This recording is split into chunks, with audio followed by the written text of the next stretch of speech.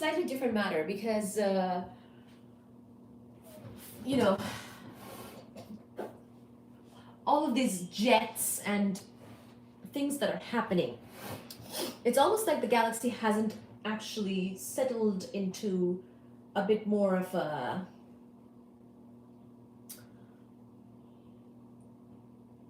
an active galaxy is almost something where it wouldn't be so stable and may not have grown yet to be more having all these more other features and stars and arms and things like we do. So we're lucky that we're not part of an active galaxy. We instead have been able to evolve, and gas clouds have been able to condensate and make solar system like ours and things like that. Uh,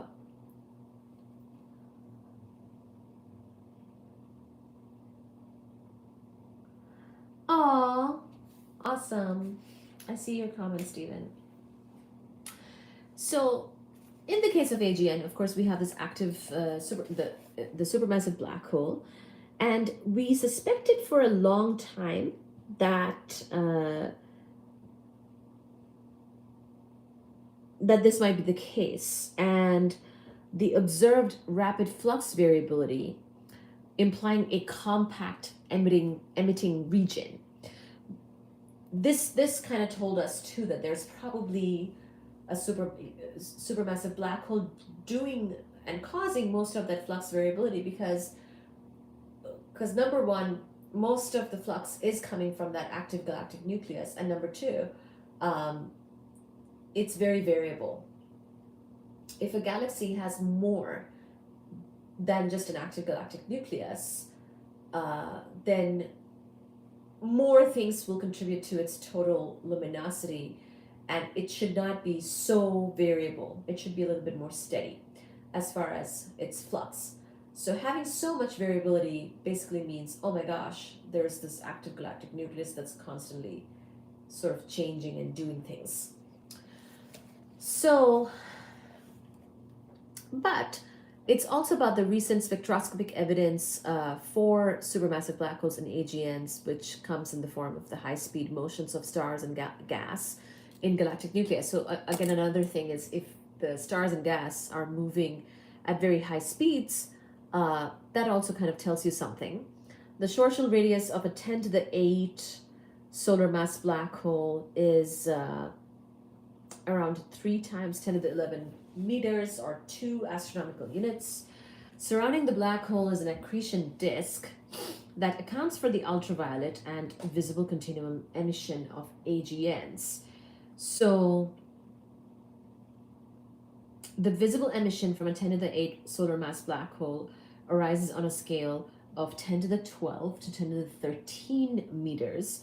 The origin of X-rays is less well understood, but they seem to be produced in a hot corona that surrounds the accretion disk. The jets observed in some objects are thought to arise on this same physical scale. Some ionized gas is ripped from the accretion disk by electromagnetic fields and spirals along magnetic field lines away from the disk, forming a jet.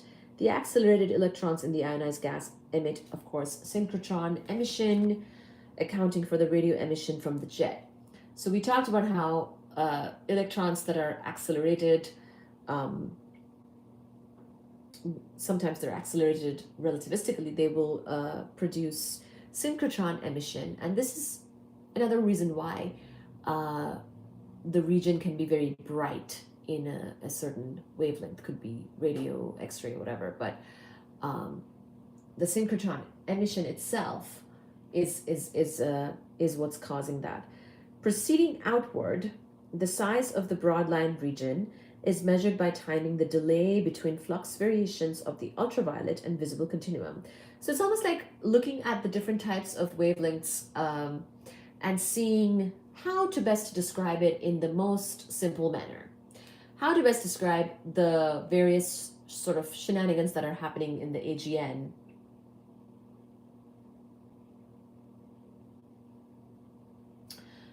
Yes, having the jets is, yeah. We just talked about the radio galaxies, Stephen, and we said that they can have very long